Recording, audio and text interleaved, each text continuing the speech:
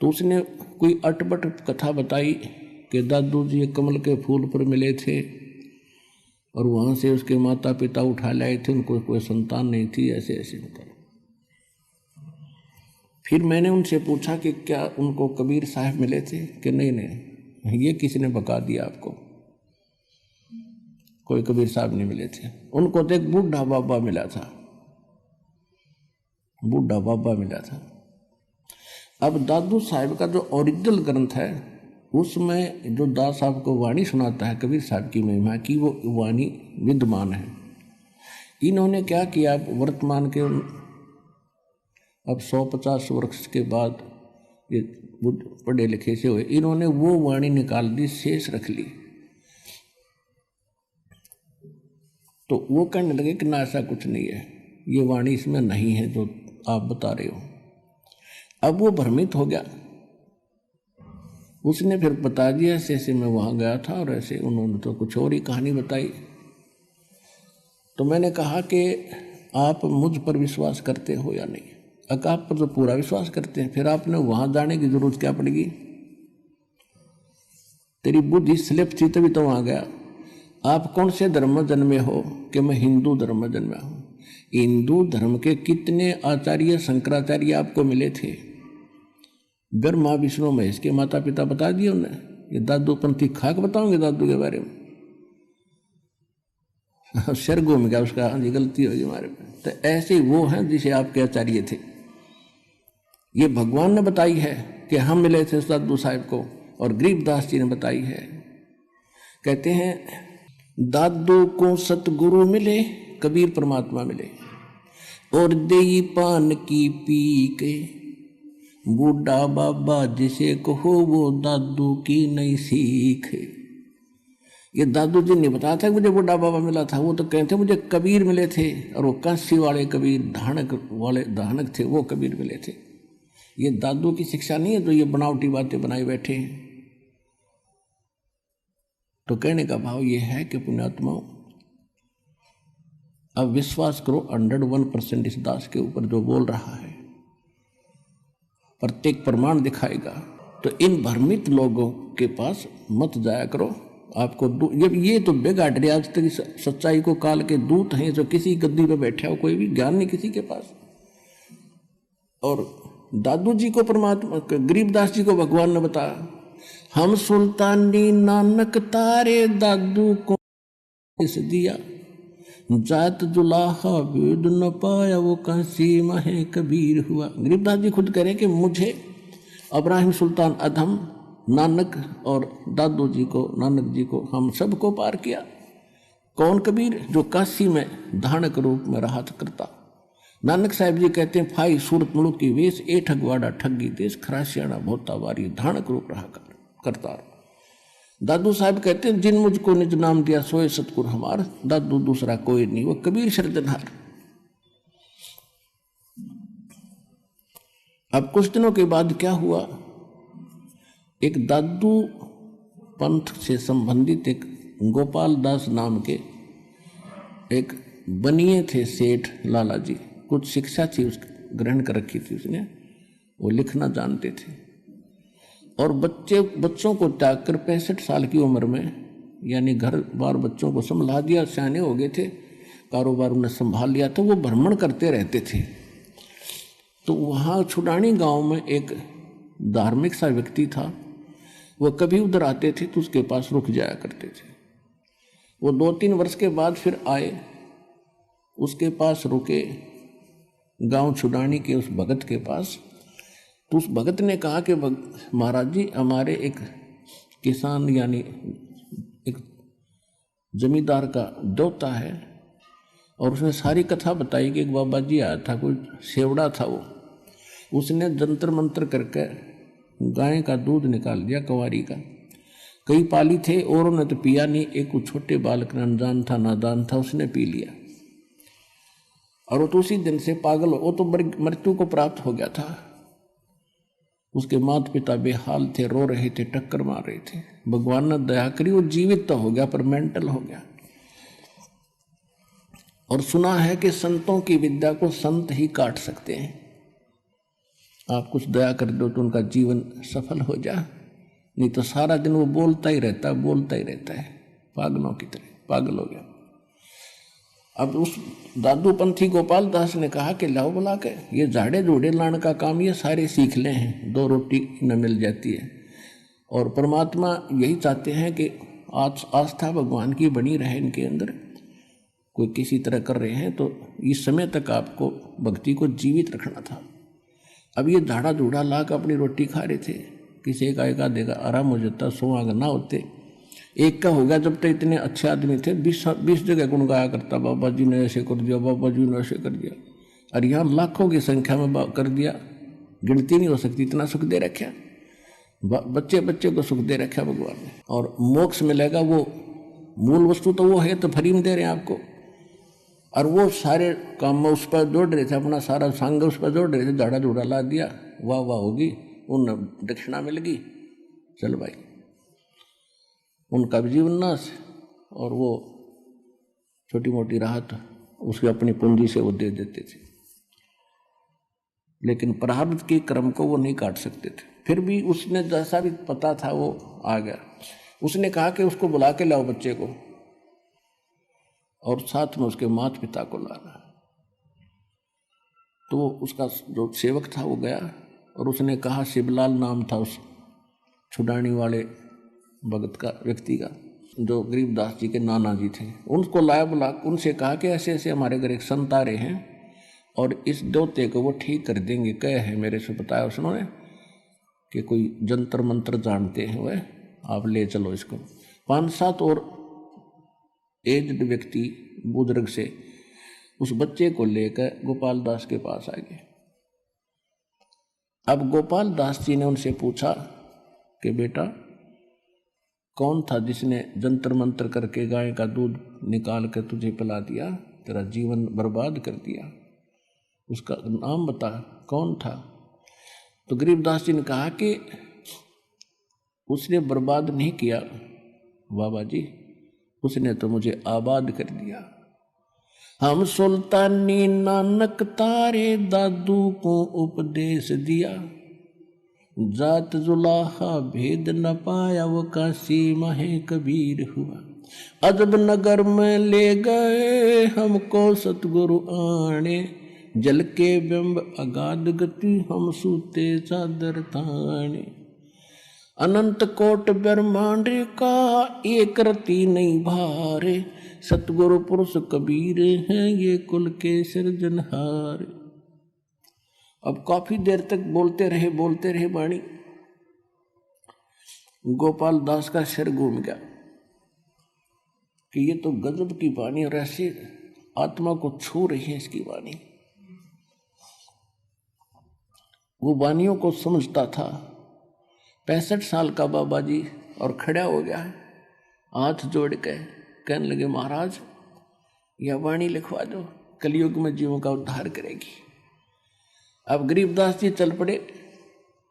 अब उन लोगों ने सोचा जो वहां बैठे थे कि इस लड़के में तो बुरी बला है, तगड़ी बला है, बाबा जी का भी असर हो गया, इसके साथ साथ हो लिया।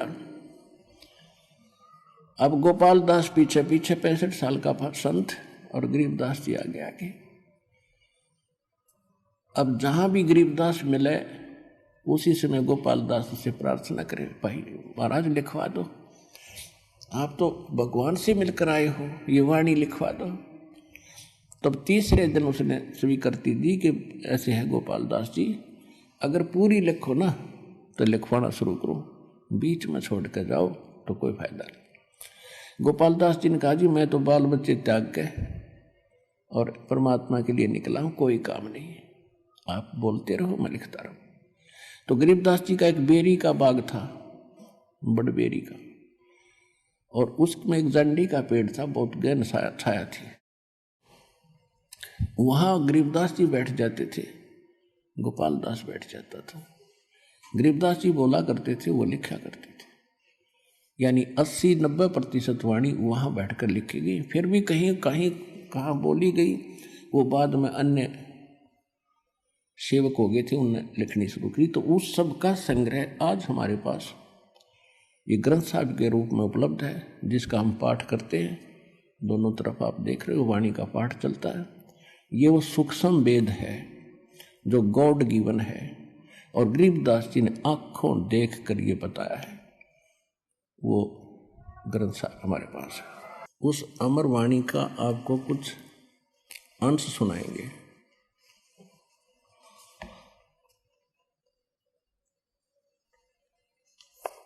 कस्तूरी नाम कबीर है, ये बिन छेड़े मैं कंत, आद अंत की कहत हूँ पटतर कोई न संत। कहते नैनो मद निरखत रहे वो अवगत नाम कबीर, बेड़ा पार लगाए हूँ सुरत सरोवर तीर। अब क्या बताते हैं गरीबदास जी? कहते नैनो मद निरखत रहे ये अवगत नाम कबीर, बेड़ा पार लगाए हूँ सुरत सरोवर तीर।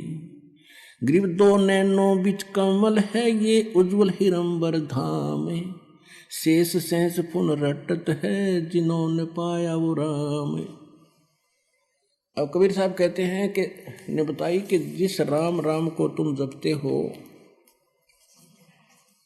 तुम तो एक जिह्वा से जपते हो, और शेष नाग के 2 जीभ हैं, और उस एक फन में, और उसके 1000 मुंह हैं, फन हैं।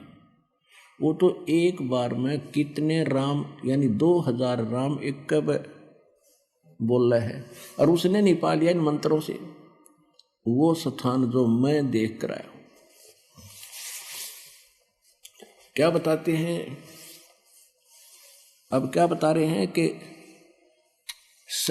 2 नैनो बिच कमल है, आगे कमल जिसको त्रिकुटी कमल कहते हैं, 2 नैनो बिच कमल है वो उजल हिरंबर धाम, शेष सहस पुन रटत है जिन्होंने पाया वो राम।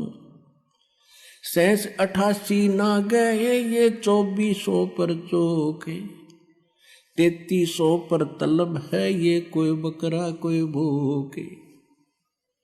कहते उस स्थान पर यानी पूर्ण मोक्ष प्राप्ति का मार्ग ना 88,000 ऋषियों को प्राप्त हुआ, और ना 33 करोड़ इन देवताओं को प्राप्त हुआ, और न ही ये 24 अवतार आप मानते हो इनको प्राप्त हुआ।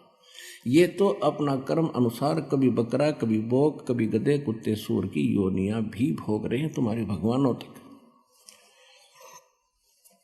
सहस 88 ना गए ये 2400 पर चोखे, इन 3300 पर तलब है कोई बकरा कोई भूखे। सहस 88 5 में भाई 2500 को पूछे, ये तो अस्थिर है नहीं के बेमुकाम के बेकूच। ना सतगुरु जननी जने जाके माने बापे। कबीर साहब की साखी दे रहे हैं, आंखों देखी गरीबदास जी। ये अभी तक मूर्ख बना रहे थे कि कबीर एक विधवा के ब्राह्मणी का हुआ था, उसको वो लज्जा के मारे कहीं उस कमल के फूल पर रखेगी फलान करिए। अगर ऐसे कोई बात थी, तुम इतने जानकार हो तो उस बेटी का नाम बता दो, उसके बाप का नाम बताओ, उसके पति कौन मरा था, कोई हिस्ट्री तो दिखा दो कि मारे सट्टे तुक्के। अभी इन महापुरुषों ने आंखों देखा परमात्मा से प्राप्त उस ज्ञान से। कहते हैं जिनकी दिव्य दृष्टि खुल जाती है। अब दिव्य दृष्टि क्या होती है? एक दूरदर्शी दूरबीन समझो, सूक्ष्मदर्शी दूरदर्शी, ये दोनों काम करती है। तो इसमें बहुत अंतर होता है। जैसे एक की रेंज तो होती है 100 फुट देख सके, एक की हम लोग 1000 फुट देख ले, एक देख ले नक्षत्रों को। तो ऐसे ही अन्य संतों जैसे व्यास जी को भी दिव्य दृष्टि थी, छोटी थी, उसने संजय को दी थी महाभारत के टाइम, उसको दे दी तो वो सिर्फ कुरुक्षेत्र तक ही देख सका था, उससे आगे नहीं।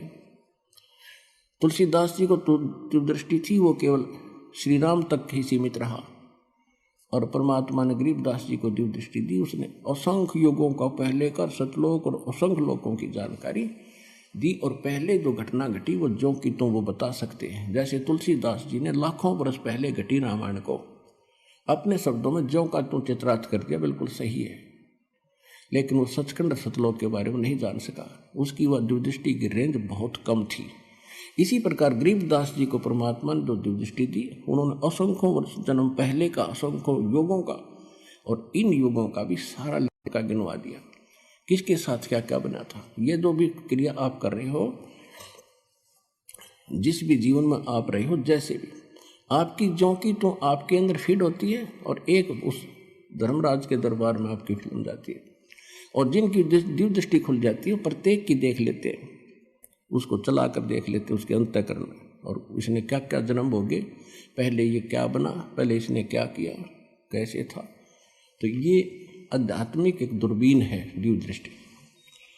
तो गरीबदास उस आधार से कह रहे हैं कि ना सतगुरु जननी जने जिनके माने बापे, और पिंड ब्रह्मांड से रहित है जाना तीनों ताप। वो तो वहाँ से स्थान पर रहते हैं जहाँ पर ये कोई कष्ट नहीं है, और परमात्मा की कोई माता पिता नहीं थे। और स्वयं परमात्मा ने अपनी वाणी में, कबीर जी ने कहा है, मात पिता मेरे कुछ नाही, ना मेरे घर दासी, जुल्हे का सुत आण कहाया, ये जगत करे मेरी हंसी। परमात्मा कहते हैं, ना मेरा जन्म ना गर्भ बसे, ना मेरा जन्म ना गर्भ बसेरा, मन बालक बन दिखलाया, काशी शहर नगर जल बिच डेरा, तहां जुलाए न पाया। 600 वर्ष पहले मालिक यही बोल कर गए थे, आंखों देखा गरीबदास जी यही बता रहे।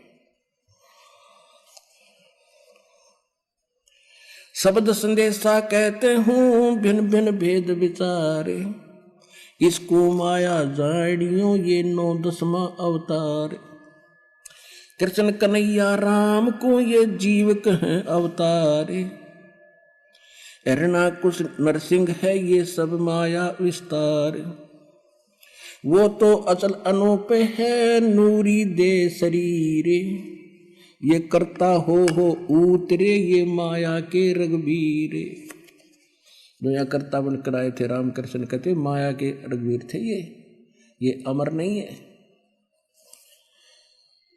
धरता को करता कहें ये बड़ा अंदेशा मोहे, पारस पद बैठा नहीं तो जिसको कहिए लो।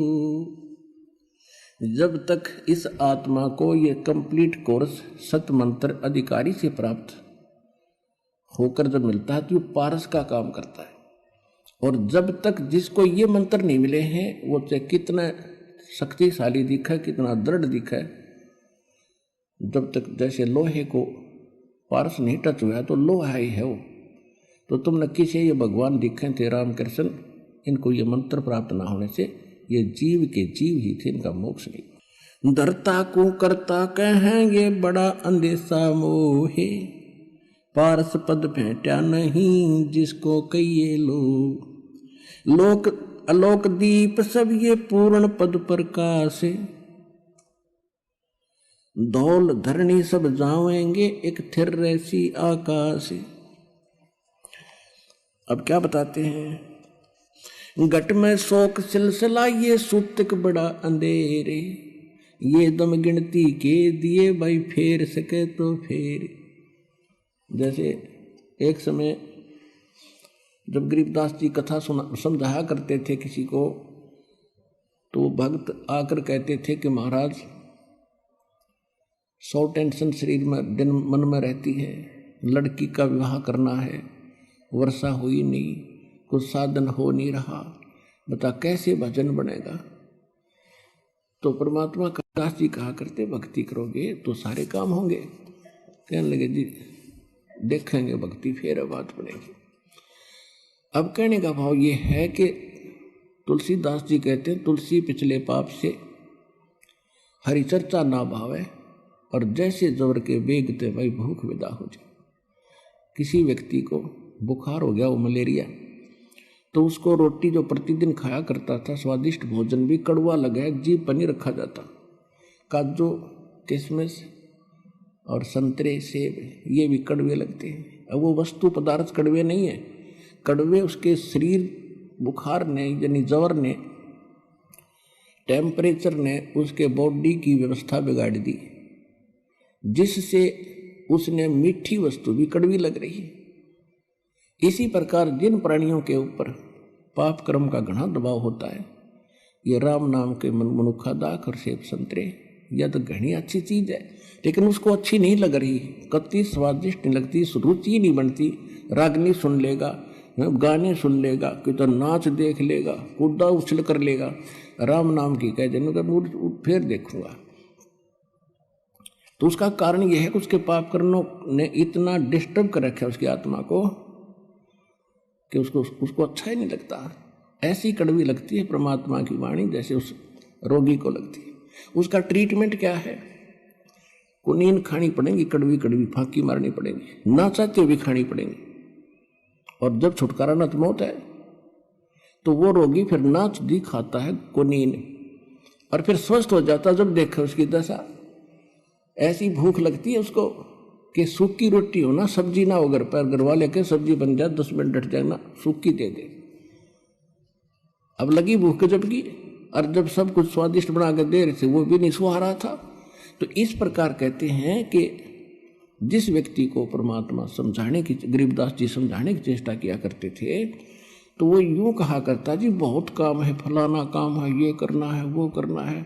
अब कैसे कोई टेंशन हो जाती है, मंत्र भी ले लेते थे, भजन नहीं कर पाते थे, ये बहाने बनाते थे। अब जैसे एक समय एक दरोगा जी SHO पुराने समय में घोड़ी पे बैठकर किसी दूसरे गांव में जा रहा था किसी कामवश।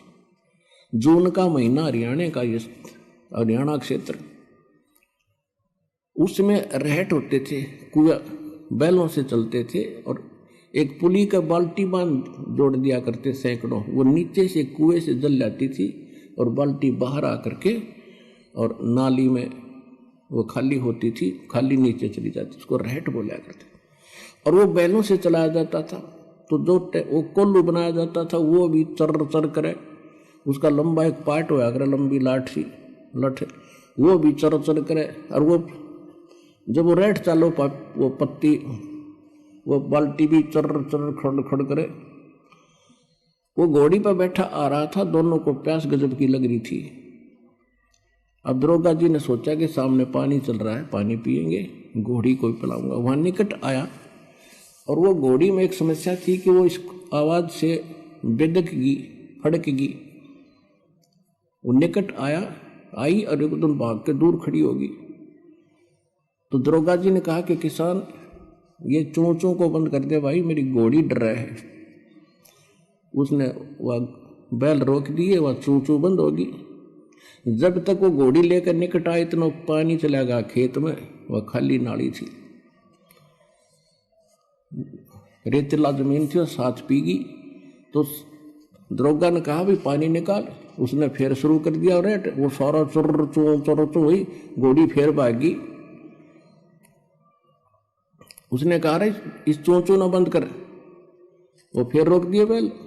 निकट आया, उसने फिर कहा पानी निकाल, वो फिर चला दिया, फिर भागी। तो किसान बोला, दरोगा जी इस चोंचो में पी लो ना तो दोनों मरोगे, ये चोंचो बिना पानी निकले ना तो दोनों मरोगे ना। तो इसने अपनी प्या किसी तरह लठ लुठ मार गए। तो कहने का भाव ये है कि पुण्यात्मा, यहाँ गरीबदास जी क्या कह रहे हैं, घट में शोक सिलसिला ये सूतक बड़ा अंधेरे, ये दम गिनती के दिए तो फेर सके तो फेर। कहते तेरे शरीर में ये शोक सिलसिला होता है, सूतक सा हो रहा है, यानी रोज नया उपजा है कि कोई न कोई समस्या तेरे जी ने यू काल रखेगा। और ये गिनती के सांस है भाई, इस चू चू में कि मैं करा जाता हो तो इससे हम कर ले। गरीब घट में शोक सिलसिला ये सूतक बड़ा अंधेरे, ये दम गिनती के दिए तो फेर सके तो फेर।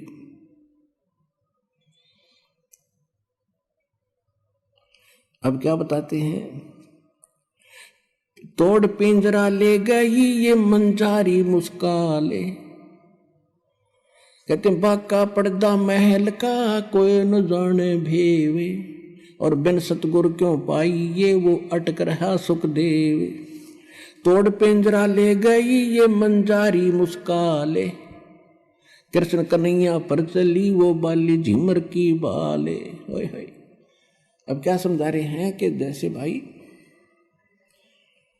ये काल ऐसा जालिम है, जैसे चूहे को बिल्ली पकड़ ले जाती है अचानक, और वो भी मस्त होता है अपने परिवार में, और कहती इस काल ने तुम्हारे भगवान के ऊपर कृष्ण कन्हैया पर चली वो बाली झिमर की भाल।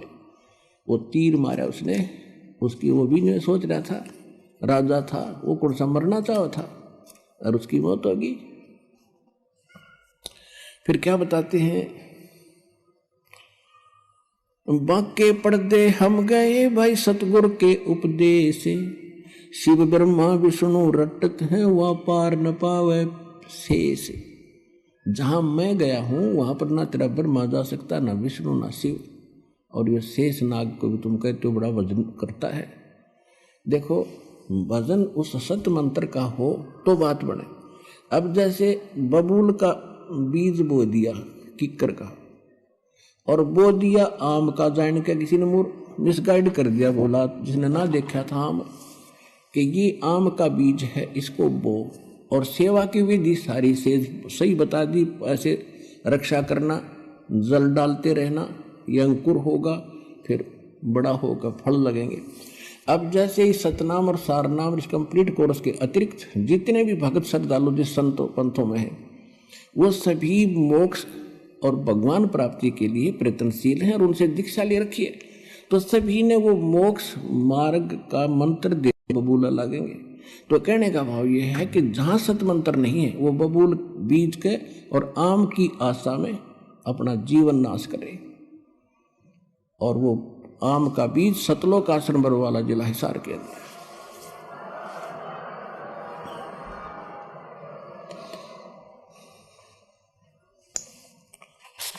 अब इसमें बहुत बहुत ज़्यादा प्रकरण है, बहुत बड़ा ग्रंथ है, समय आने पर आपको धीरे धीरे सभी सुनाएंगे।